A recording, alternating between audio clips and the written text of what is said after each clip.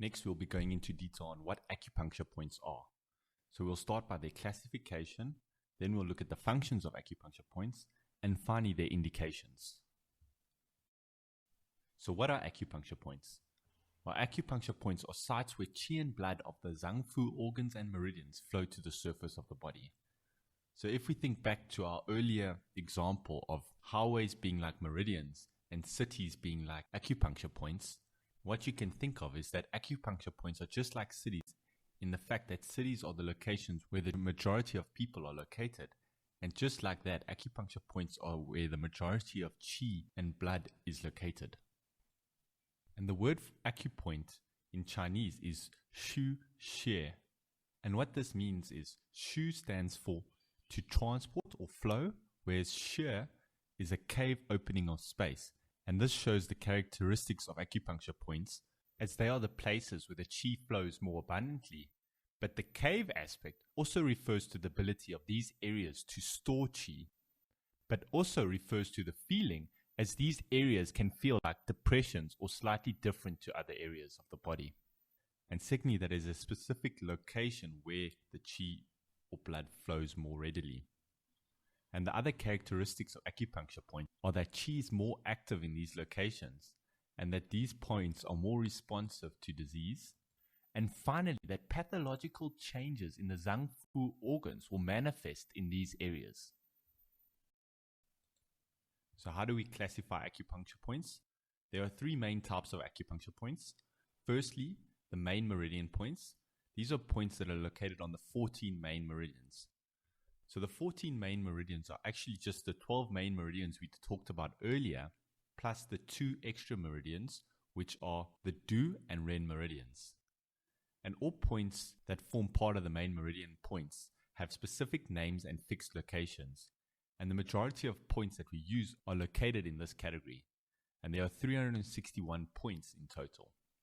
The second type of points are known as extra points. These are empirical points with specific names and locations, just like the main meridian points. But the one key difference is that these points may or may not be located on one of the 14 main meridians. These points also have specific therapeutic properties. For instance, Ding Chuan EXB1, one such extra point, is effective for asthma. And then another difference is that where the points on the 14 main meridians are always only one point, which is bilateral, which means it's on each side of the body, so it's actually 2 points, whereas these points on the extra meridians can be much more than 1 point. For instance, the Huatou Jiaji point, which is known as EXB2, is actually a collection of 34 points in total. And then the third type of point is known as an ACUPOINT point, and these points are points which are painful on palpation. And the Chinese word ACU is translated as A, which means O or ouch, and Shi means yes. And this illustrates that when one palpates an ACU point, the patient would say, oh, ow or ouch, because of the tenderness, and yes, this is the correct location.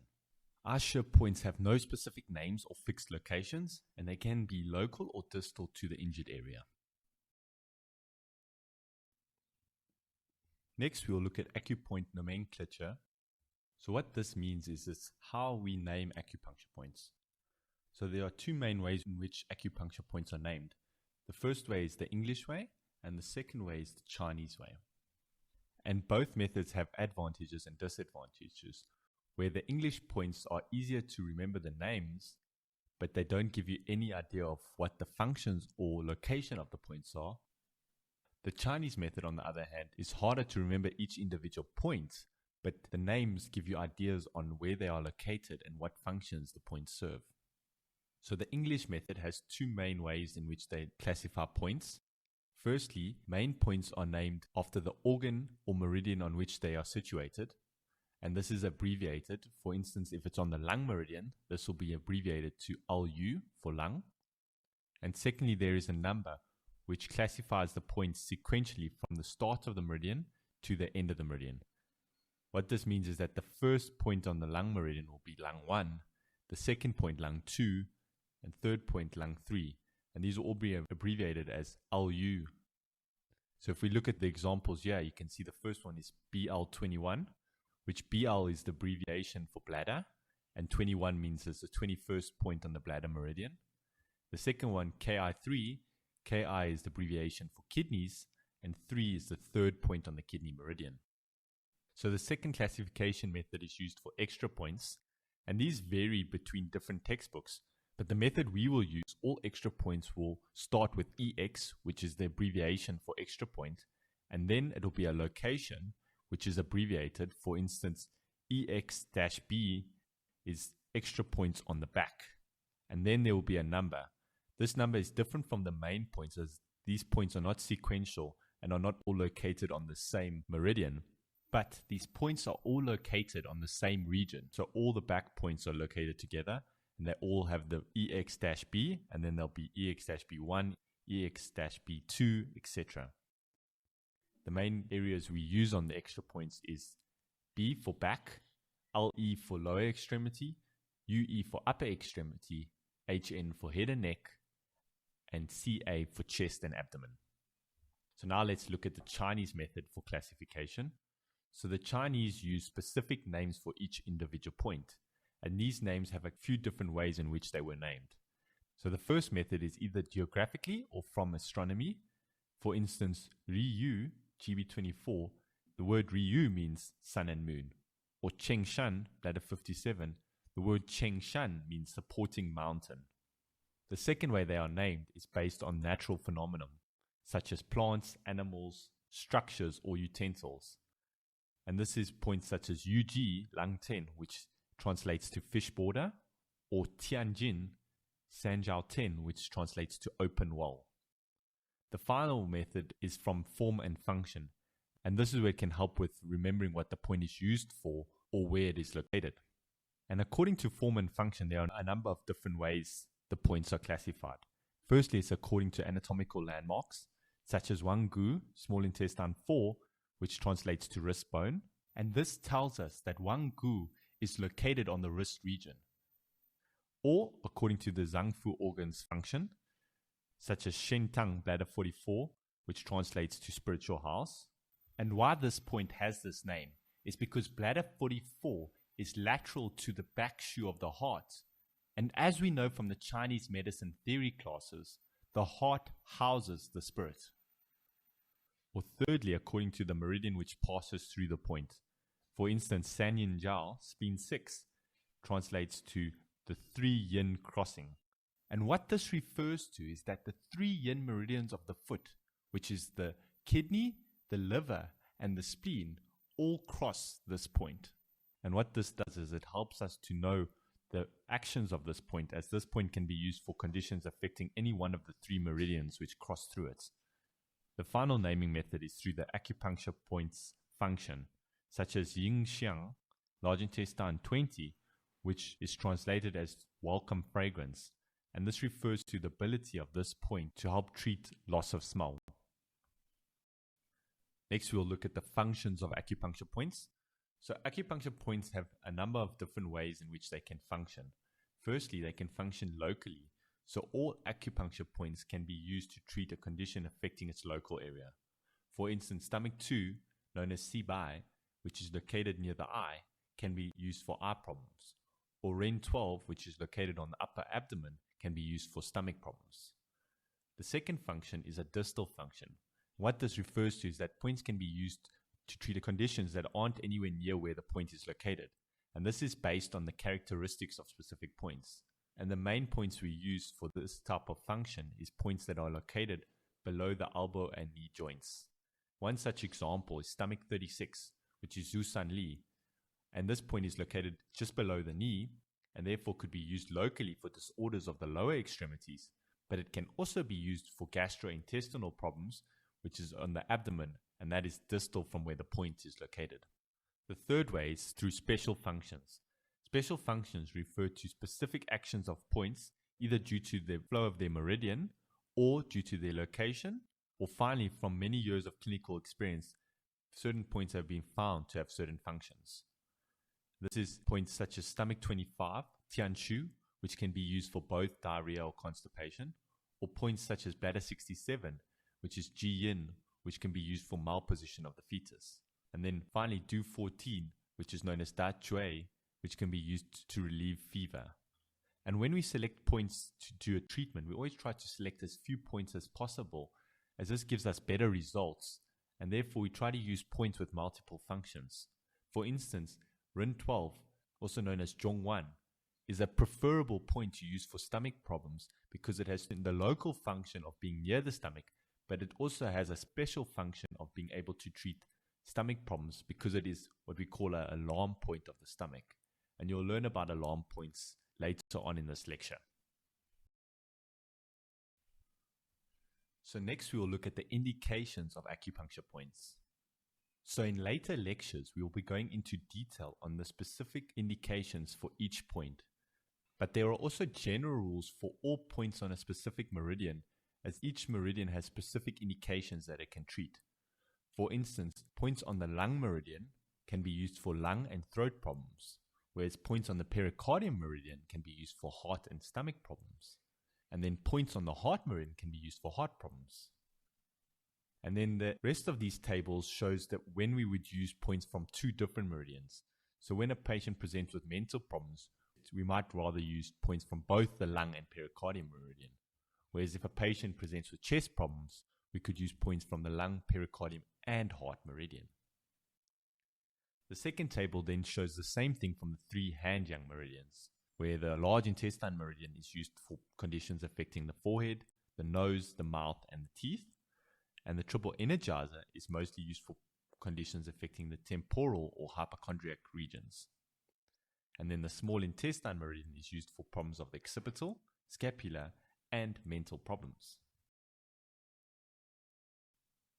And then this slide shows the same thing with the spleen, liver, kidney, and the stomach, gallbladder, and bladder meridians. And what you can do is go through these tables in your own time to get an idea of which meridians treat which type of conditions. And most of these are affected by where these meridians flow and which Zhangfu organs they are related to.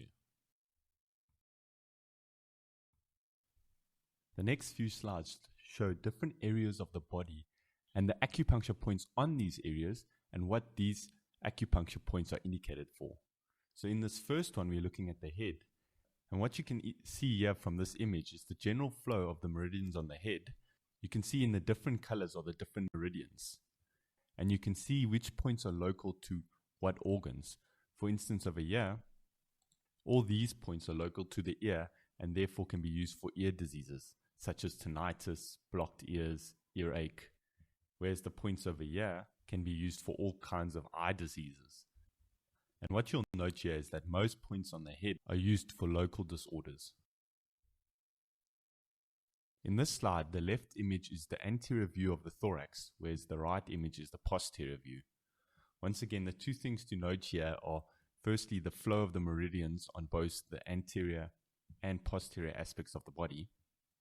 And if we look at the image on the left, and what I want you to note here with regards to the flow of the meridians is this green line here is the midline of the body.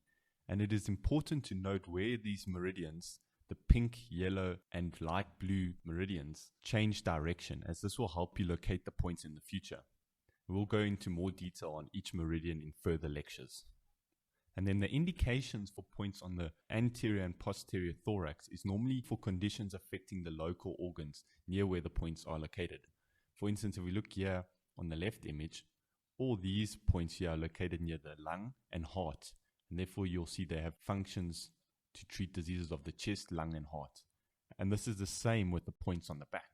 You can see this area here, these points which are also local to the lung and the heart can be used to treat diseases of both the lungs and heart. And then in this slide, the image on the left is showing the lateral aspect of the thorax, and you can see that these points located here have similar characteristics to the points we just did in the previous slides. And I want you to focus more on the image on the right, which shows the arm. This here is the posterior view of the arm, and this is the anterior view on the left. There are a few key characteristics I want you to note. Firstly, if you see here, the points on the back of the fingers over here, and the points on the palm down to the fingers are used mostly for severe conditions or emergency conditions. And these points are not used as often in general practice. Another important thing to note here is that the points from the shoulder down to the elbow, these points are mostly used for local conditions such as diseases of the arms, the upper arm and the shoulder and the elbow, whereas the points from the elbow down to the wrist are used for a lot more things. Firstly, they can be used for local problems such as pain of the elbow or disorders of the elbow or wrist, but then they also have functions related to the organ on which they are situated. For instance, the lung points, like lung 5, lung 6, lung 7, can be used for diseases of the chest, lung, and throat. And this is the same indications as we saw when we were looking at the indications for individual meridians. And then in this slide, we're looking at the legs. This is the lateral view, the medial view, the posterior, and then the anterior view. And what you can note here is the points that are above the knee are mostly used for local conditions or conditions affecting the pelvic region, whereas the points below the knee, for instance, these points here, you can see are used for conditions that affect the other end of the meridian. So these are what we call the distal actions of acupuncture points. And a good example can be seen in the posterior view over here. You see these points on the bladder meridian are used for diseases of the head, neck, back, lumbar region, and fever. And this is the other end of the meridian, where the meridian starts. And then if we look at this medial view of the leg here, from below the knee to the ankle, we can see that these points are used mostly for menstrual diseases and urinary diseases and diseases of the spleen and stomach. And then the points from the ankle down are used mostly for the associated organ of the meridian's dysfunction. So what this means is that, for instance, points on the spleen meridian would be used for disorders of the spleen and stomach, whereas points on the liver meridian would be used for diseases of the liver and gallbladder. And what I would suggest is coming back to these images once you have started learning the individual acupuncture points, as these images can help you when you are learning your indications for the individual points. Next, we're going to move on to the point categories. So what the point categories are groups of points which have specific therapeutic properties. So we've taken points which may or may not be on the same meridian, and we've grouped them together because they have special therapeutic properties. The main point categories we're going to be looking at are the 5 transport points, the YUAN-SOURCE points, the luau connecting points, the back transport points, the LAM points, the 8 influential points, the XI-CLEFT points, and the 8 confluent points. So we'll first look at the 5 transport points. What this refers to is the Jingwell, Xing Spring, Shu Stream, Jing River, and He points on each of the 12 main meridians. And these points all occur below the elbows and knees, and each of these points is related to one of the 5 elements. And these points are important as Qi is more active in these areas. And therefore, when you use these points, you would have better results than if you used other points. And this image on the right is showing the 5 transport points on the lung meridian. And what you can note here is there's certain commonalities between the location of the different points. For instance, the Jingwell points are all located at the ends of the hands and feet. So you see like over here at the ends of this finger.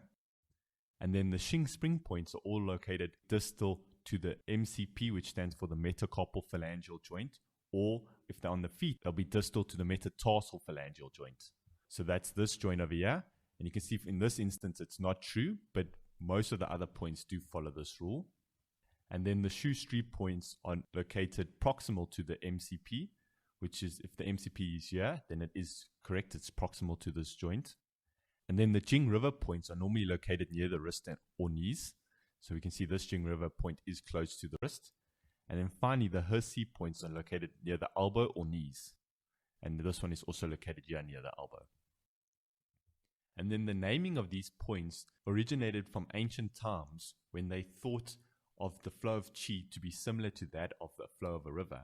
And that's why they used these terms, where the well indicates that the qi starts to flow in this area, whereas the spring is where the qi starts to flow a bit more, and then the stream points is where the qi starts to flourish and is thus flowing more, and then the river is where it flows more abundantly in much larger amounts, and the sea is the final location where there's a great amount of qi.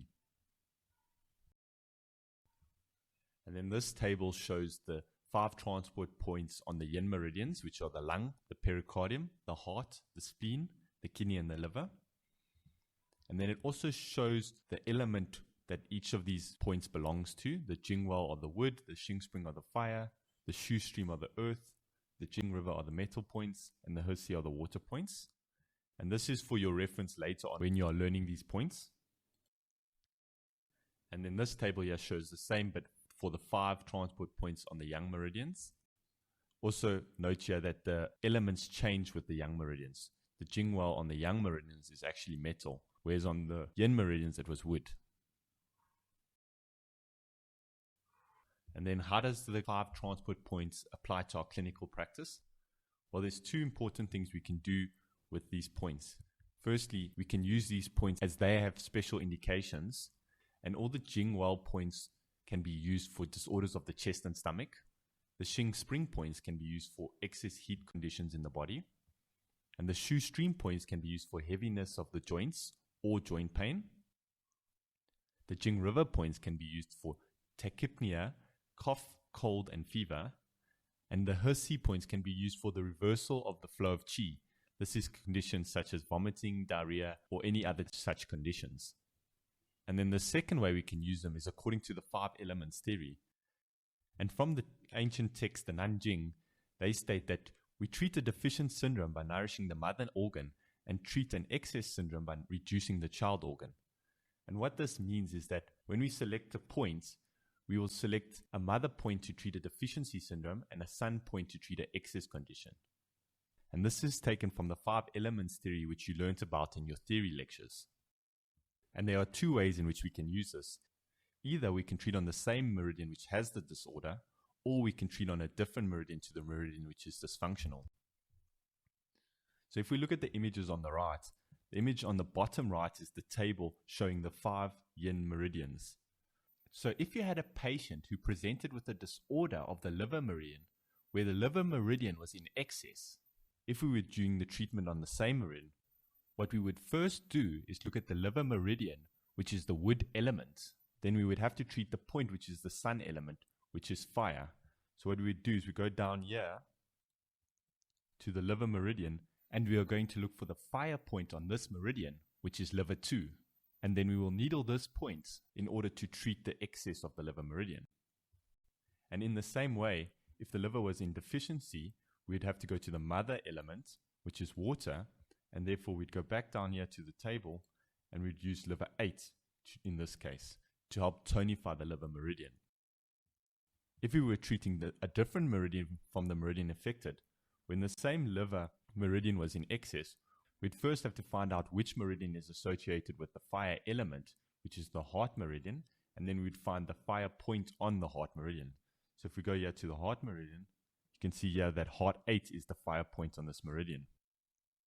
In the same way, if it was a deficiency condition, we'd look for which organ is associated with the water element, which is the kidneys, and then we'd treat the water point on the kidney meridian. So if we go through here, that's kidney 10 Yinggu.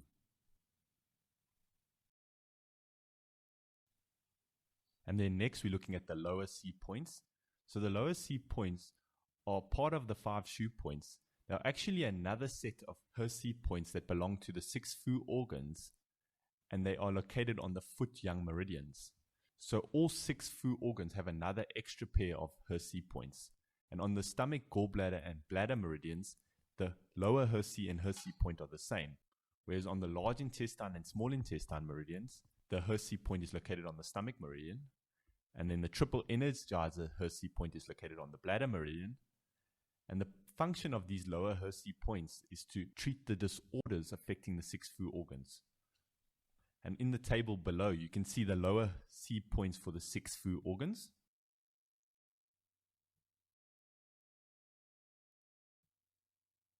Next, we'll be looking at the YUAN-SOURCE points.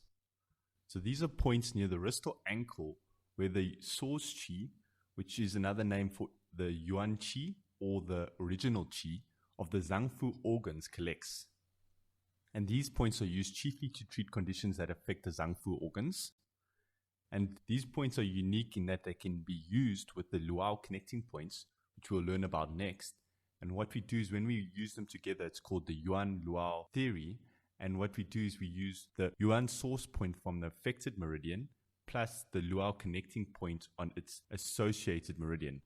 For instance, if the liver was affected and there was liver qi stagnation, we could use liver 3 on the affected meridian, as this is the YUAN-SOURCE point for the liver meridian, and then we could use GB37, which is the luau connecting point on the paired meridian of the liver, as the liver and gallbladder are in a pair. And then next we're looking at the luau connecting points.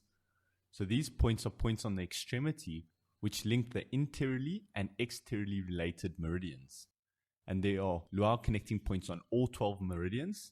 And the functions of these luau connecting points is that they can either treat conditions that are on the pathway of the 15 main collaterals, or they can treat conditions that affect both the exterior and interiorly related meridians. So what this means is that if there was a condition infecting both the liver and the gallbladder, we could use these points for this such condition. So we could either use liver 5, which would treat both the liver and gallbladder, or we could use GB37, which would do the same thing. And we would select the point based on which of the two meridians is more affected. And then the table below shows the luau connecting point for the 12 main meridians. Next, we'll look at BACK-SHU points, also known as back transport points. So this is specific points on the back where the qi of the zangfu organs infuses. And all of these points are located on the first lateral line of the bladder. So when we go into more detail on the bladder meridian, you'll learn that there's 2 lateral lines, and all the BACK-SHU points are located on the first lateral line. And then these points are in roughly the same order as the anatomical position.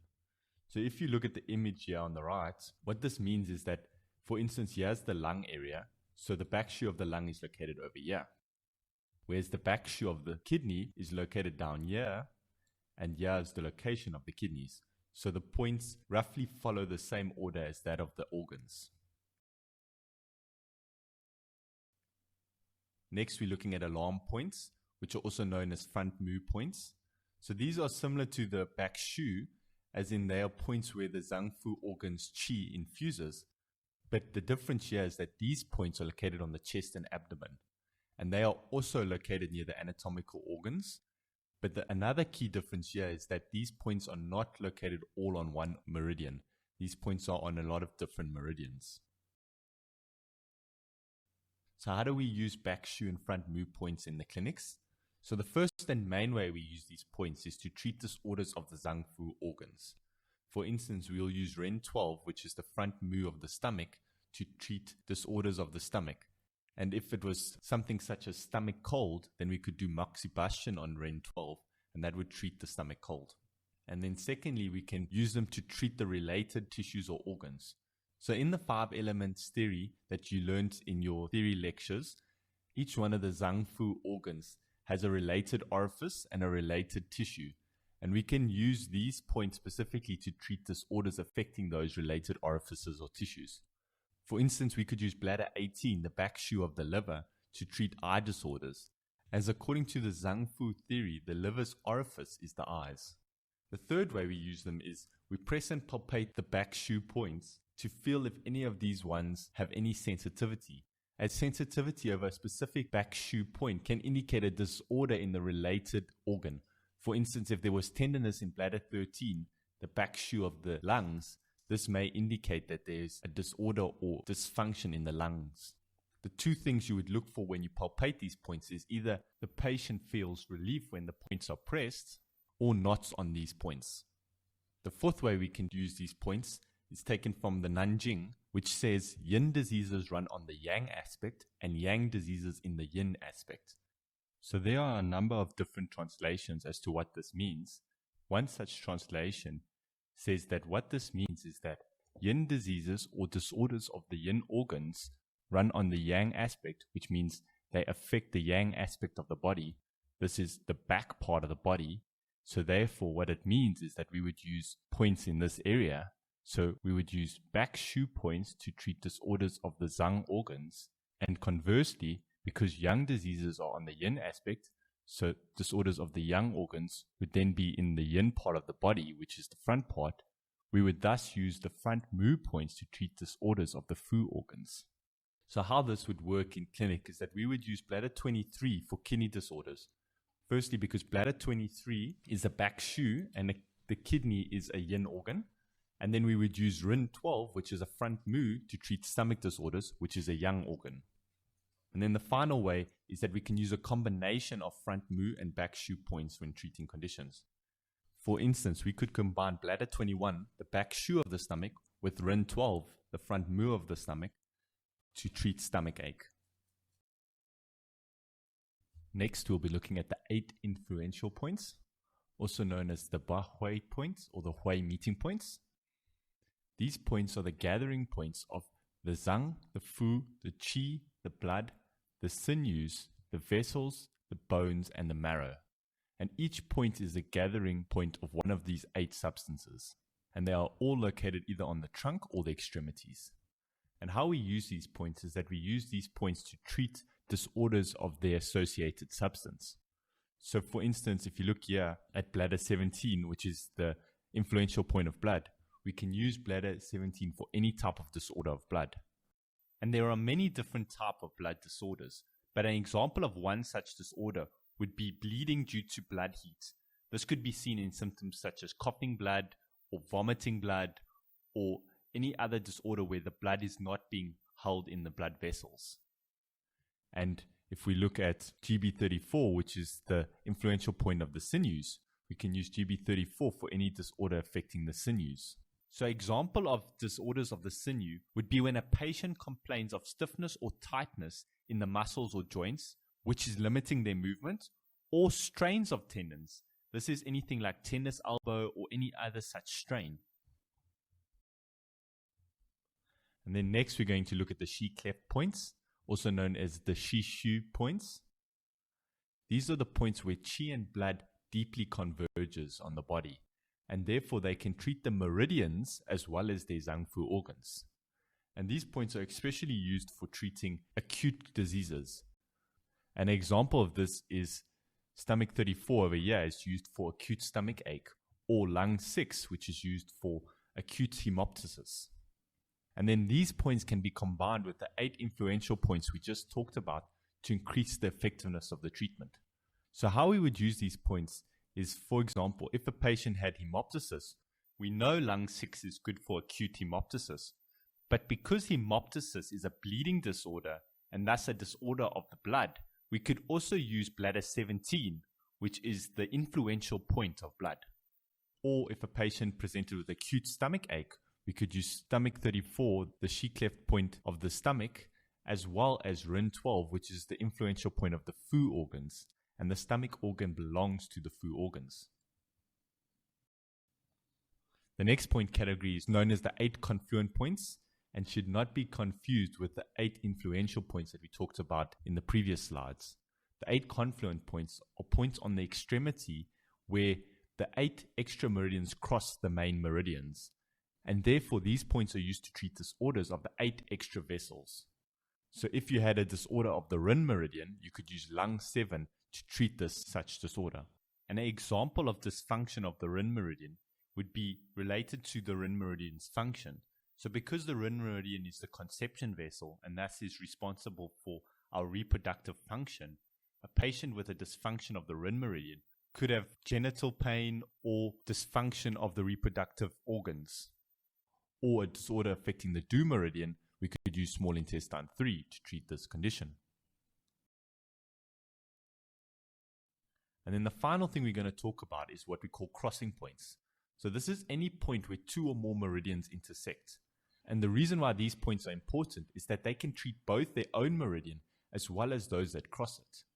And what this does is it allows you to use fewer needles and still achieve your therapeutic goals. And thus your treatment will be better and reduce your patient's discomfort. One such example is spleen 6, known as Sanyin Jiao, and this point is where both the spleen, the liver, and the kidney all intersect. And therefore this point can be used for conditions affecting the spleen, liver, or kidney, or a condition which affects all 3 meridians. So that's the end of the lecture. If you have any questions, feel free to email me, or we will discuss it in the contact lectures.